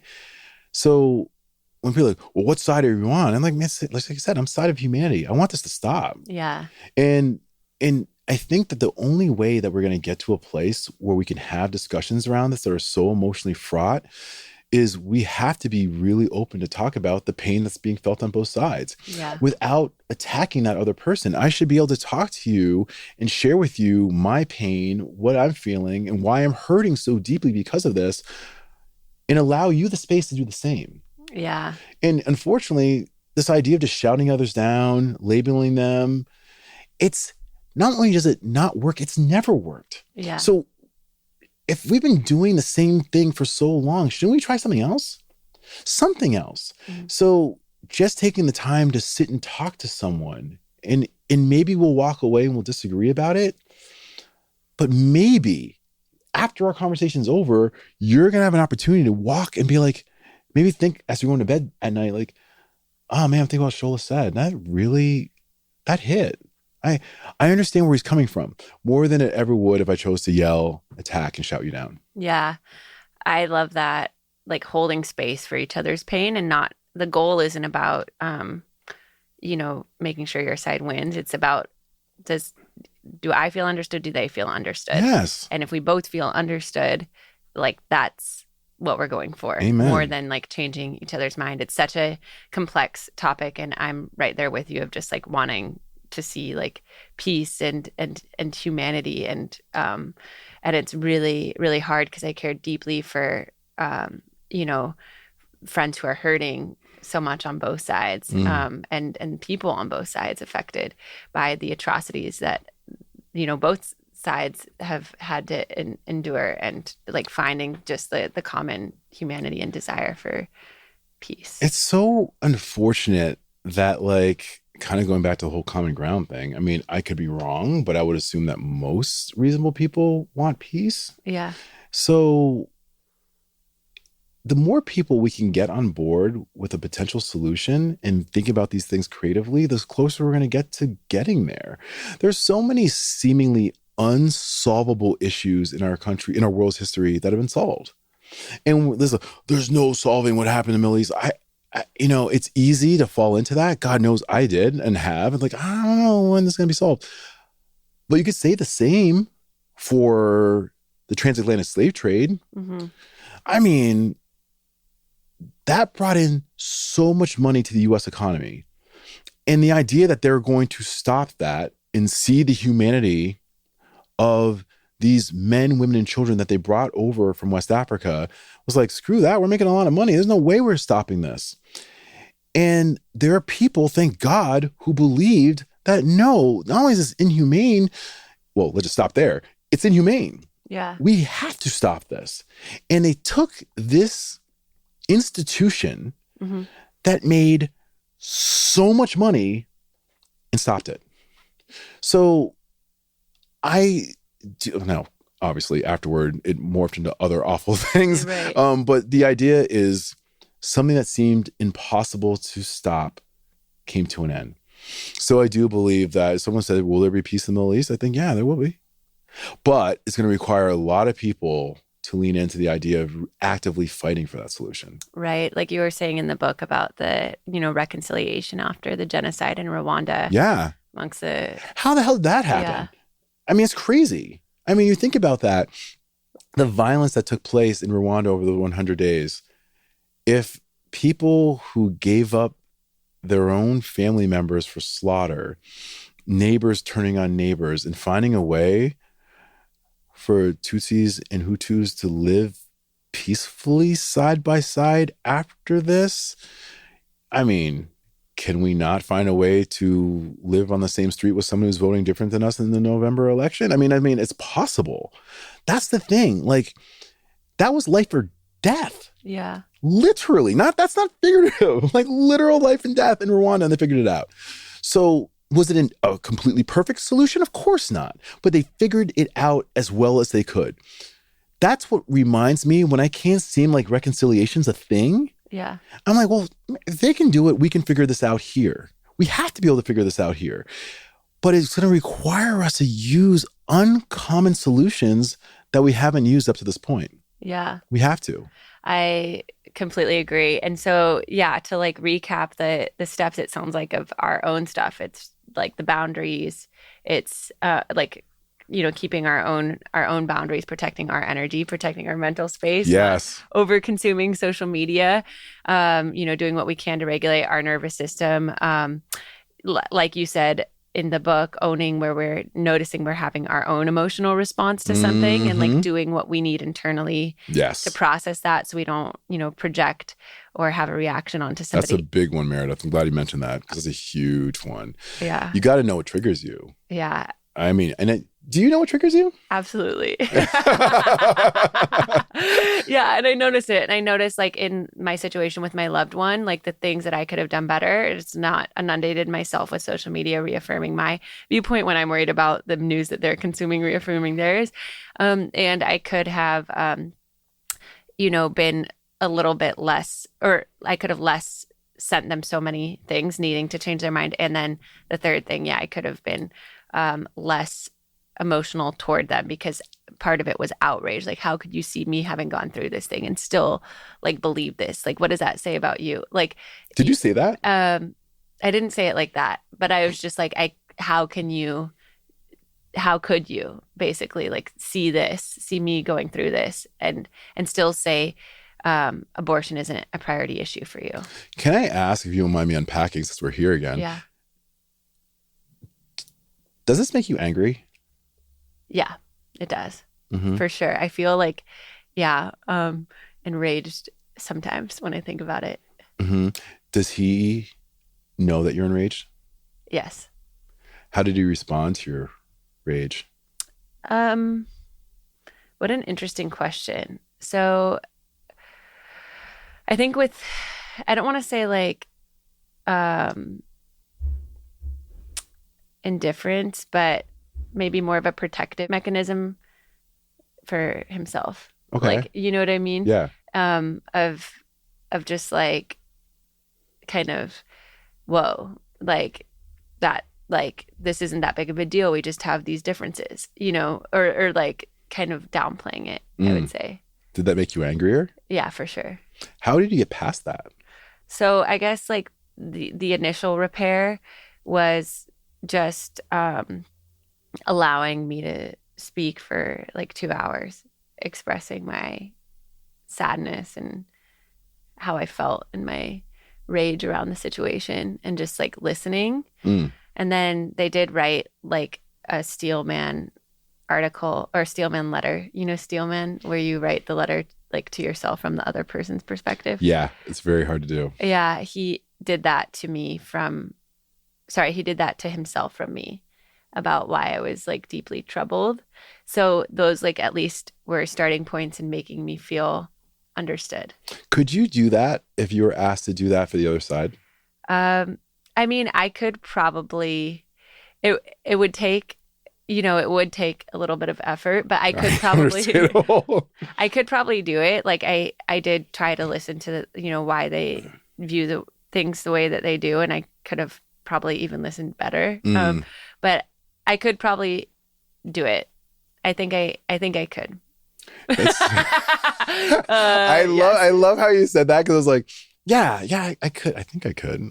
Yeah, sure, I could. I think I can. It's hard, man. That's why this stuff, listen, if it were easy, everyone would be doing it. There'd be no need for me to write this book, because the people are like, oh yeah, we can disagree and not have anger. And that's why I'm so curious. That's why I had to ask. Thank you for humoring my questions.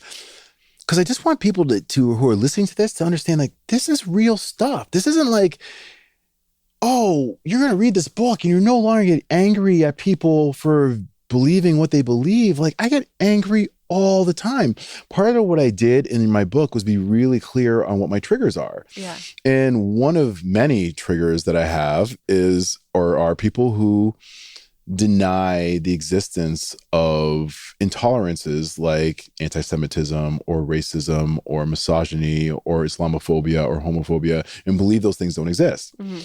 And I find myself when someone says to me like, oh, racism's not a thing anymore. And I find that to be really hard for me, because I get really, really challenged. It's like, well, wait a second. Like, why was I accused last week when I was in a department store and I was walking with my hands in my pocket that someone came up and said I stole something? Like, did that happen? Has that happened to you before? And that's not like a first time thing. Yeah. It's a common occurrence. So that to me infuriates me when someone doesn't have the lived experience and they share something like that.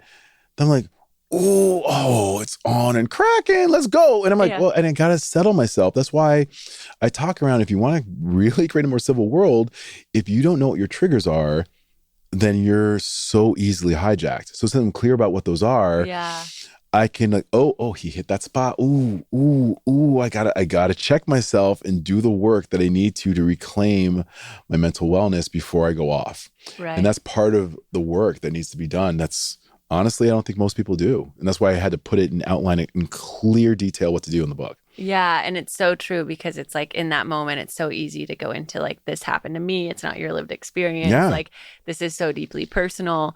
But it's like we still kind of like going back to that quote of it's not our fault, but it is our responsibility. It's like we still, if we want to have a productive conversation with them, you know, we do have to be the one self-soothing before we respond to them, because it's not going to help our cause to respond emotionally to them. No, it's going to make them like overwhelmed or defensive, especially if they haven't been, you know, going to therapy or unpacking their own emotions. Then it's like a whole other, you know, patterns responding to patterns. Yeah. And it could unfortunately escalate into a dangerous situation depending on what's happening or where it is. If you're at a bar, at a sporting event, at some random place where someone does something that triggers you or says something that trigger you, and you're like going to be combative with them, it could be really dangerous. Yeah. So it's not just around creating a more civil world. It's also your own safety and well-being that you have to take into account. So yeah, I'm big on that as well.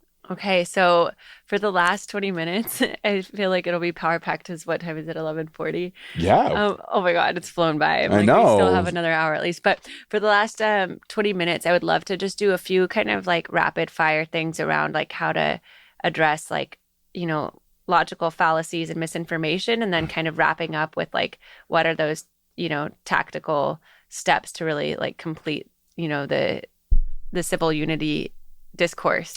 And then we'll end the last few minutes with a little meditation. Oh, I'm here for the meditation. Let's go. Let's go. Let's go. I'm like, we all earned it if you guys have stuck with us this long, and we hope you have. Like, we're all gonna have such a nourishing, unifying meditation on the other side. Just you wait. Yes, hang in there. It's coming. Yeah, watch this space. Yeah, watch this space. Which one do you want to dive into first? I guess let's do the logical fallacy and then maybe misinformation, and then we can kind of tie it up with, you know, microaggressions. Microaggressions. Yeah. Just like all three.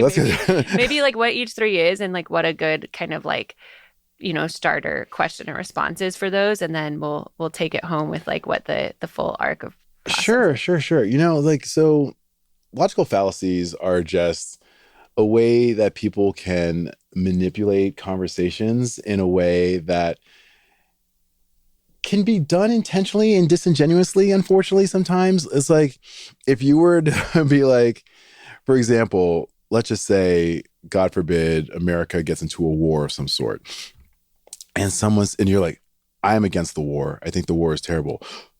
Wow, so you hate America. Is that what it is? You hate our troops and you hate America.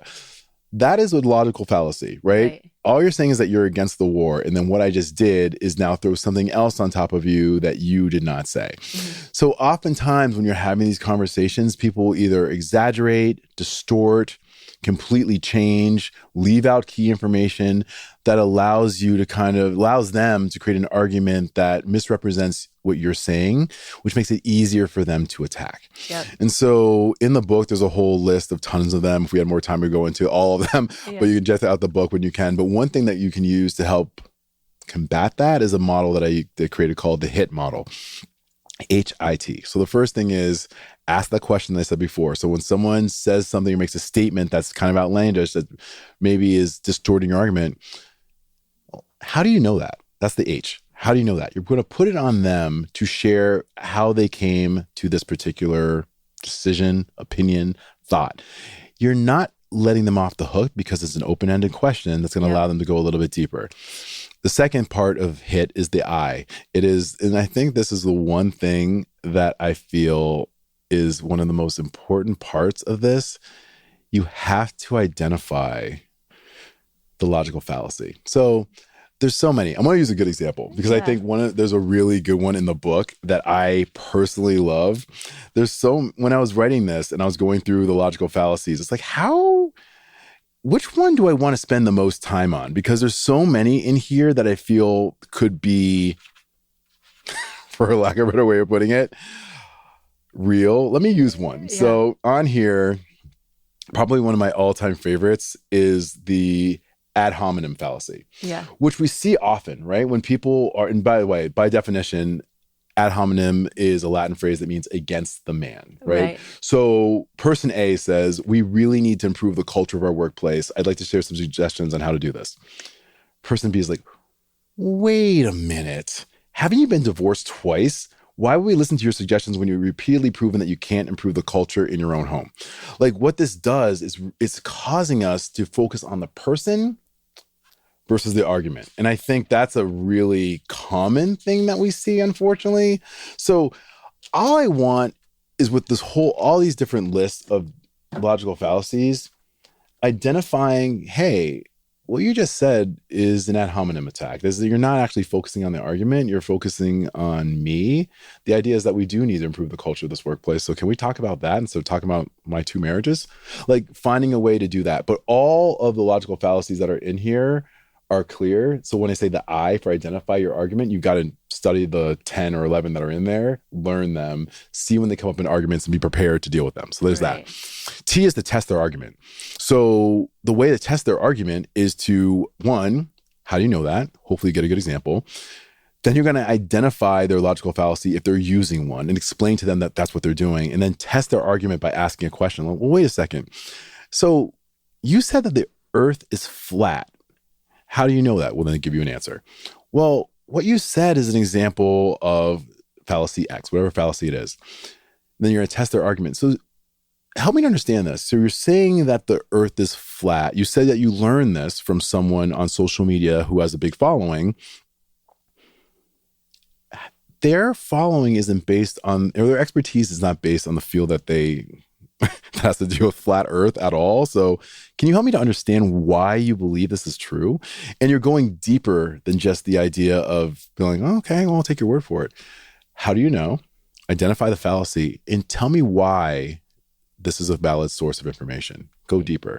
You want to put people in a position. Now, I want to be super clear about this process. Yeah. This is for people that you can have good faith arguments with. Right. Not everyone you can. Unfortunately. Right, but people who are open to the discussion. Yeah, it's open to discussion, sure. But it also kind of leads into probably the more challenging stuff around misinformation and disinformation. Right, because after maybe you test their theory, and that's a perfect segue into the misinformation. So we go through the hit that what was it? How do you know that's the first question? How do you know that? Identify the fallacy. Yes, and then test their argument. Okay, so now we've done that, and then let's say the argument is backed up with like sources that are misinformation. Yeah, so one of the things that I talk about often with misinformation and how we can combat it is the whole idea around being critically thinking, as I said earlier, but I want to go deeper than that. So when you see information online, there is something that everyone can do, 2 things that you can do that's really, really practical. One is super obvious, but very few people do it. Cross-reference and verify. So if I see something that like I'm reading online that really is like, oh my gosh, like it really lines with my beliefs and I want to believe that is true, I need to verify. Like, for example, if a political candidate who I do not like was just accused of doing something off the wall, like something crazy, and I'm just like, ooh, see, I knew this person would do this, and I post it online. My job is to pause, take a beat, and verify. Go to trusted news sources. If they're not covering it, and you see this in some random person's social media feed, chances are it's not true. Because a lot of stories are meant to do 2 things: get you on outrage overload or anxiety overload. If you're feeling that, then you have to pause. I'm like, this is a warning sign that this may not be true. Right. And so I need to verify this and check. So that's one thing you can do. Second thing with misinformation and disinformation is what's called lateral reading. And I love this. Researchers out of Stanford University did this. And they took 3 groups of people. They took PhD professors at Stanford. They took Stanford undergrads. And they took a group of professional fact checkers, right? And they had them observe 2 groups. And it's funny because I'm not going to get into the details of the study to bore anyone. But long story short, in fact, I won't even get into the study. I'm going to get into the actual what you need to do, what the conclusion of the study is. Yeah. They realized that they had this group of PhDs and undergrads and fact checkers look to see the validity of some of these two separate groups, these two separate organizations. One group was way more credible than the other group. Let's put it that way. Yeah. The PhD historians and the undergrads got it largely wrong, but the professional fact checkers were completely right about which group is more credible to talk about this particular topic. So they found out, what did the professional fact checkers do? They read laterally. What this means, most people read vertically. When you see an article, you read the article and you're done. And then you make a judgment. Reading laterally means you're going to look at the article and then you're going to laterally leave the article and go to other places, do Google searches on the author, read the about page, the resources of the website. Verify a stat. Verify the stat. Go check out their social media presence. See how legit they are. Yep. And they found that, oh, wow, after doing that, like, these people are actually really not credible to be talking about this stuff at all. And that's how we need to go through our lives. When we see stuff online, don't just stay within the article or the post. Is it more work to do this? Yeah, that's why so few people do it. Yeah. But it's a way to really combat misinformation before it spreads. And I think, I can't say this enough, even if it aligns with our beliefs, it doesn't mean that it's true. Yeah. And we have to stop and be like, ooh, I want to believe this because I can't stand this person, but maybe it's not true. Let me slow the conversation down. It's hard. It's way harder than just leaning into just our own worst impulses and just wanting to just, again, seek that validation instead of really seeking true information. And I love what you said in the book too, is if you do post something that's misinformation and you find out later that it's misinformation, not to just delete it, pretend like it never happened, but actually to post like, I shared this thing earlier and it actually isn't true. And I want to acknowledge that because I think that that's so important, and it helps, you know, because misinformation spreads so quickly, it helps us do our part in like owning, you know, that wasn't correct and I shared it too quickly. It's so funny. I'm glad you brought that up because that's one of the things that I wanted to make sure was included in the book, because a lot of people are embarrassed when it happens. Yeah, because listen, we've all been there. I've been there. We've all been like, oh, we're so politically involved or whatever it is. And then someone does something. And one of the best examples I saw of this was on LinkedIn. This guy who I follow, who is one of my favorite follows on their really solid voice in the diversity, equity, inclusion space, posted something that someone did supposedly that was deeply, deeply racist and anti-Semitic. It was awful.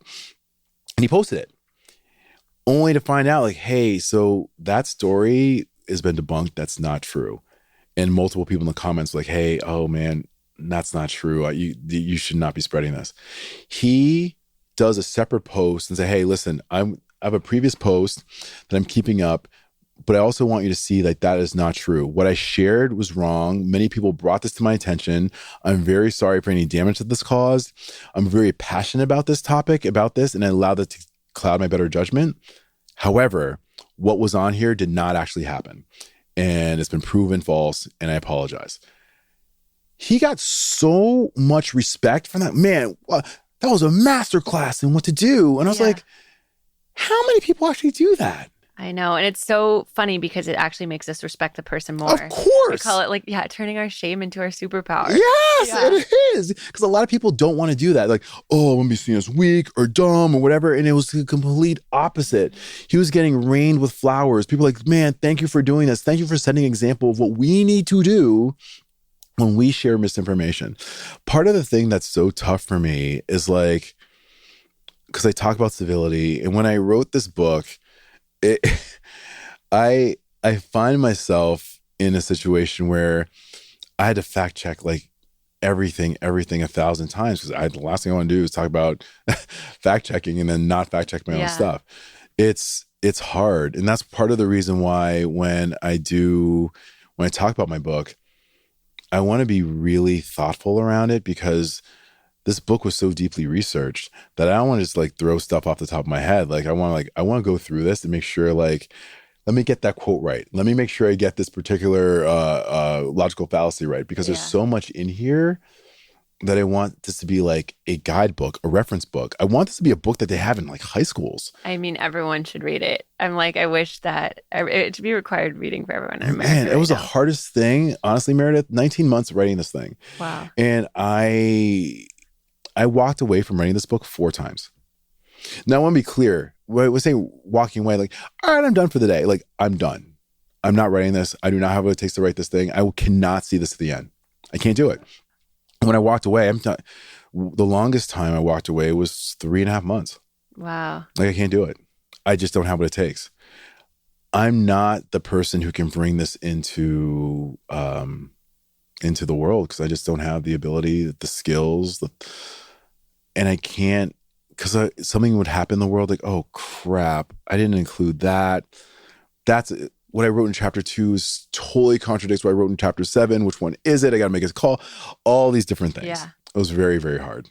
Well, it's so perfect, like that it came out when it did and that you finished it when it did, because it's like, yeah, like I said, it was so medicine and cathartic for me reading it. Thank you. And just like owning, yeah, like I do. And it's funny because every 6 months I'll read Marianne Williamson's book, A Return to Love. Oh, yeah.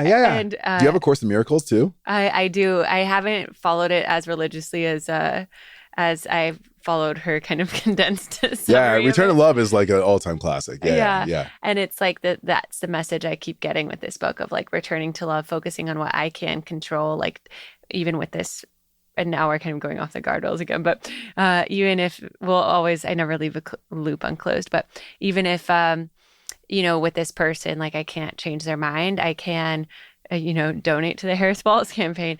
I can have these kind of discussions. I can, donate to like women's rights organizations. I can paint my nails blue in solidarity for the blue wave. And so it's like, what are the positive things that I can do that'll make me feel better versus just getting angrier and angrier about someone not seeing it my way? Let me ask you though, because I'm always curious if this particular person decided to be like, all right, well, I mean, I'm going to roll in with my Make America Great Again hat. And I'm going to, when we go out to dinner, if you're going to paint your nails blue, I'm going to wear my MAGA hat. Oh my gosh. I mean, that's a great question. I think that,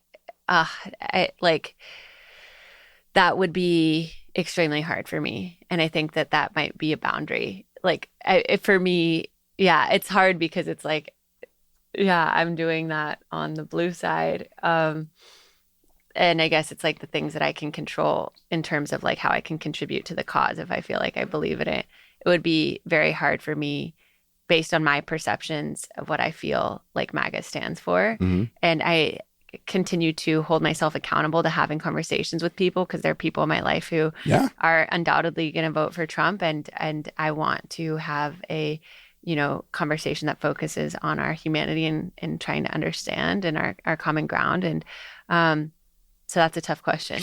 and it was meant to be tough because I mean, I think that's the world that we're in now, right? Yeah. It's like, how do we find a way to bridge gaps, bridge divides with people who may not see the world in the way that we do? Yeah. And it's one thing if it's some random stranger that you happen to bump into, like, when you're shopping in the mall or something, but when it's a loved one,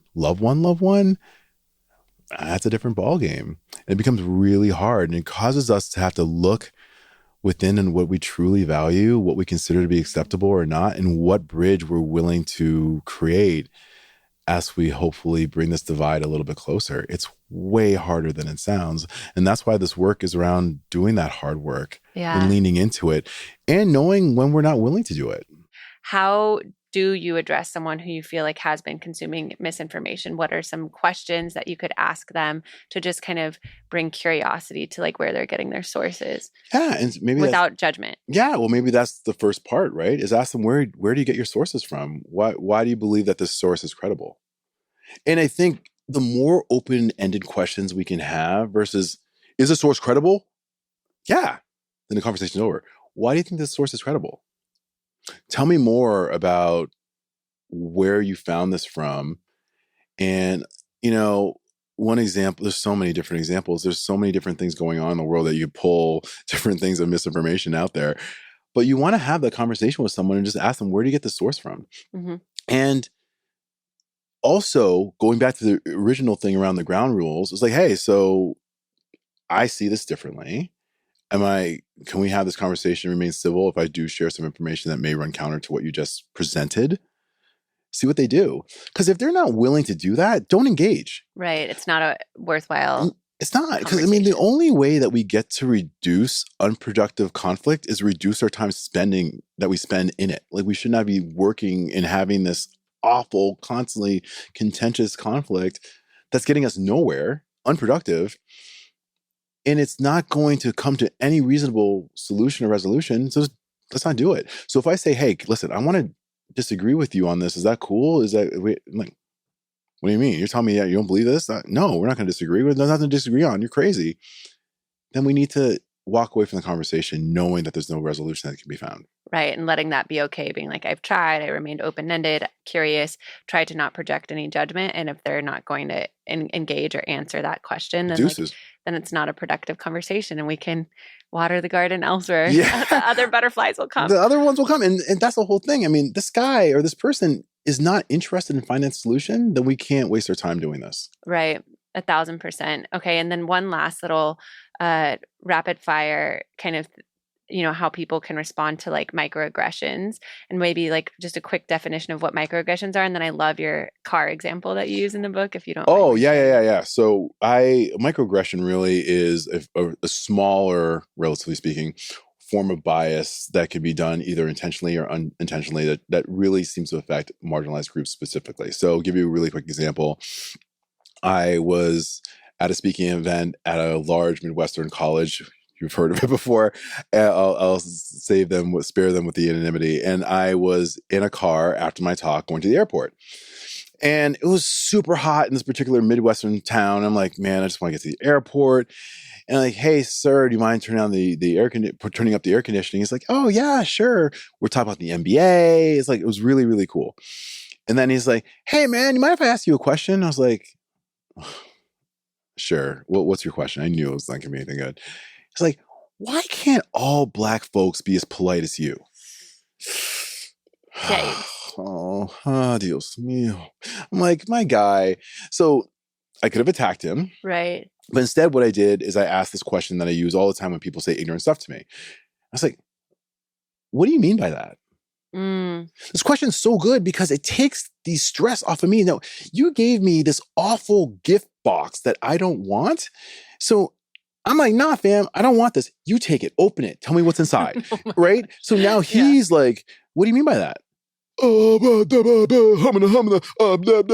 wait a second. You just said that most Black people aren't polite. I'm super curious. Surely you're smart enough to know there's polite and impolite people of all races, correct? Oh, yes, I know. And I should have been smart about that. I use this when someone said to me, hey, Shola, the only reason why you got promoted in your previous job is that you don't act Black. Oh my gosh. So again, what do you mean by that? And listen, if I got to be uncomfortable, guess what? You do too. Now we get to be uncomfortable together. And you made this happen. So now we're going to sit in this together. And I want you to be as uncomfortable as you just made me with your stupid question. But I think that if I just jump in and attack this person, there's no chance for learning. Right. But when I give them that question that you have to now self-reflect on and own what you said, there's a possibility that we can turn this around. Right. That question is so gold because it's like you're taking interest in what they said. You're being curious. You're not making any assumptions about their character. You're simply just turning it back on them. And you said, having them open the box and you're like, our common ground is the discomfort, right? Yeah, that's what we're having. Now we have this common feeling of discomfort that we both get to wade through. Oh my God. And you put us here. So good luck getting out. Yeah.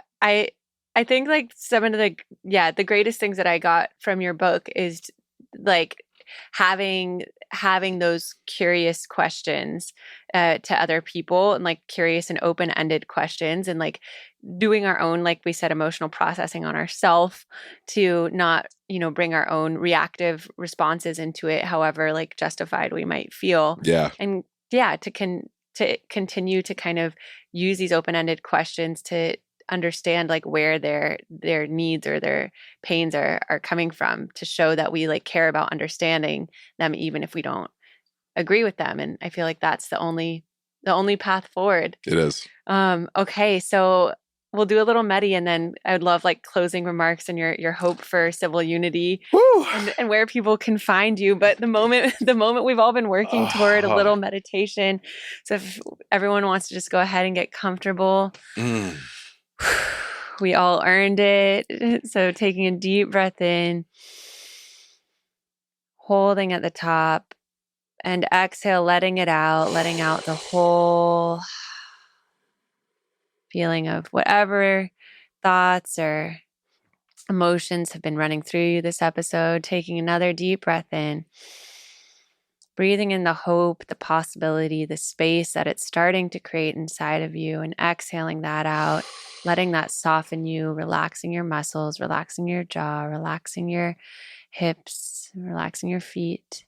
And third and deepest breath in, breathing in that extra space, that curiosity, and exhale, letting that breath wash over you like a waterfall as you keep your gaze inward and just starting to bring awareness into your heart space.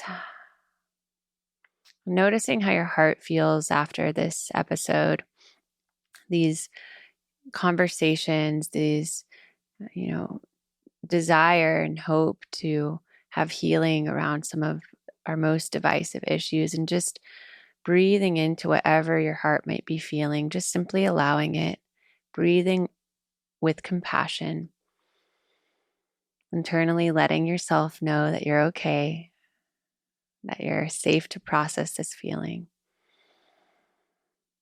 that whatever coming up is valid, and internally you have the tools, you have the love to be able to sit with it. And imagining someone else, maybe someone that you've had one of these charged conversations with, or you feel it, their views are different than yours. Imagining them in your heart space, maybe feeling that same hurt or divisiveness in their heart, whether they're aware of it or not. Just looking at them and feeling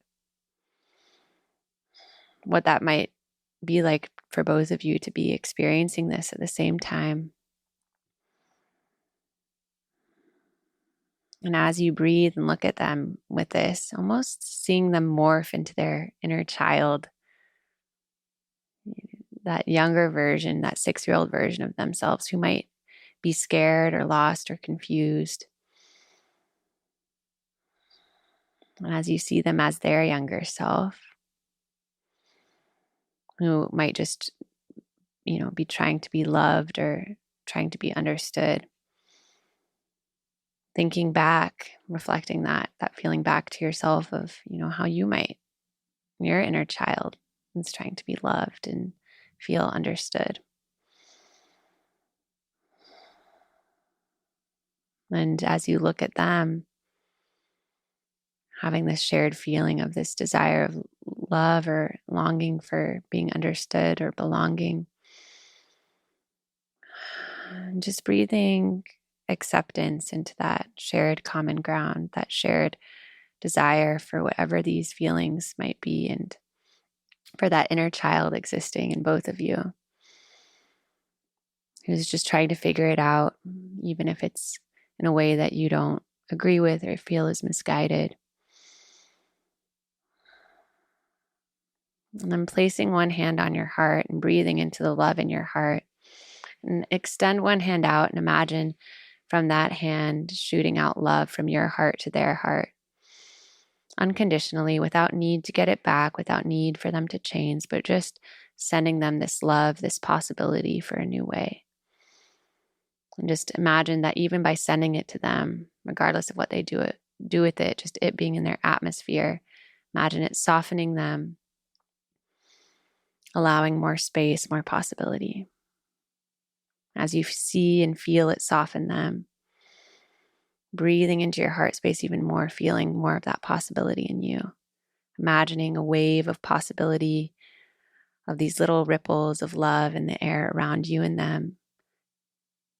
touching your friends and family, touching their friends and family, touching the friends and family of them, their friends and family, touching the friends and family of their friends and family, until it creates this ripple of this air infused with love around the entire world. And then breathing that feeling of that unity into your heart, that knowing of inner possibility, knowing that it can all start from this point right within you. Taking a deep breath in. Exhale, letting it wash over your body once more, awakening every cell in your being to this possibility. And then another breath in. And exhale, bringing it into the present moment as we open our eyes and come back into this space.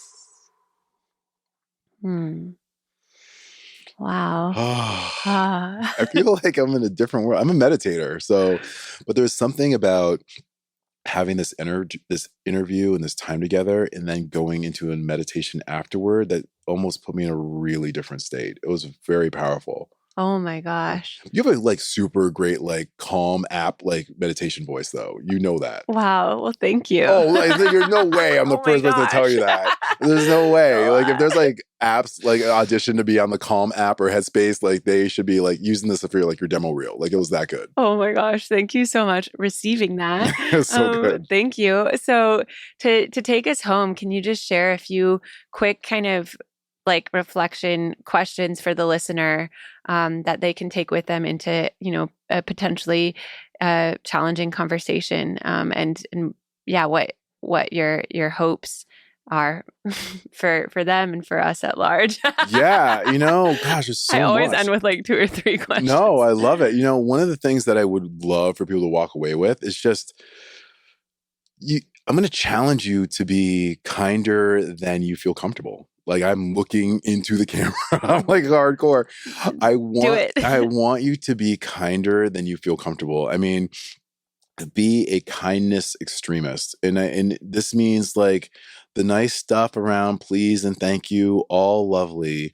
But the willingness to share space with someone who you may not see ideologically with, the willingness to search for common ground when you don't feel that any exists, the willingness to stand up in solidarity against things like misinformation and disinformation and not just like wash it over you and not think that you're immune from doing it yourself. Have that willingness to self-reflect and do that hard work of critical thinking and engaging in the intellectual humility where you may look at what you believe and question your own beliefs, which is hard to do. And maybe most importantly, do that inner work where you're going to set up those boundaries. You're going to make sure that you're removing yourself from toxic relationships, doing the hard stuff, like maybe divesting yourself from 3 hours of primetime cable news programming. I know we're in election season, and sure, you can watch on election night, but do you need to watch 3 hours every night up until then? Social media, pulling back a little bit so you're not being overwhelmed with this energy that could possibly be messing with your mental health and your well-being. This is the hard stuff. And quite frankly, the stuff that I'm talking about is just the beginning. In the book, Civil Unity is the harder stuff, the real work around the practicality of creating a more civil world. But it starts with your willingness to be kinder to others and to yourself than you were before listening to this keynote, just calling it a keynote. Like I'm already in like keynote speaker mode in this interview so you can put this into action and really make this practical in your lives for yourself, for your loved ones, and for the world. Oh my gosh, that's amazing. And just yes, retweet to everything that you just said. And I think for myself, having kind of worked through my personal example with you, what I'll commit to is continuing to, do the inner work on myself. So I go into the conversations with this person from a very clear head, allowing them to fully express their viewpoint and ask some of these more open-ended questions, and just sit through it without kind of having my counter argument or incredulousness baked into whatever I hear. Yep. And trying to have a conversation like that and hearing their viewpoint where I try to find that common ground. Yeah. And that's what I'm going to commit to. You can do it. I mean, but first of all, you're highly emotionally intelligent, Meredith. So that's the deal. Like you already have that. This stuff is so hard, but that's why so few people do it. We need people who are emotionally intelligent to start leading the way first. So I need you. Thank you. Well, and I'm grateful, honestly. I'm grateful that that thing happened and it led me to having this interview. And it truly, because it was something that I felt, but it really woke me up when someone close to me, who I know loves me, was feeling that way, that it did make me want to write that post. It did make me have this conversation. So it's all happening for a reason, because it made me realize how important it is and to not take it for granted, because we can live in our own echo chambers. And when I had that conversation with that person, then it was revealed to me so many other guys in Venice actually feel this way, that I was like, wow, like, you know, we actually do need to be having these discussions and not just glossing it over or making assumptions. That's right. Yeah. So it's all happening for us. We look forward to the part 2 on the other side. Let's go. Of the election, Let's do it. The healing. And where can everybody find you and in your book? It's so easy. Yeah. Just go to sholarichards.com, SHOLA Richards.com. All my socials are there. Book is there. All the stuff is there. Just go there. It's the easiest place. Oh my gosh. Well, thank you so much, Shola. Like I said, I feel like everyone needs this book. If you listen to the episode, like I can't recommend actually reading the book enough. Like there's so many examples we didn't even get to on the pod. And thank you so much for being with us. My pleasure, Meredith. And I'm wishing everyone productive, powerful conversations. Definitely reach out. Let me know how it went. And I will see you next week for more powerful stuff. Let's go. Woo!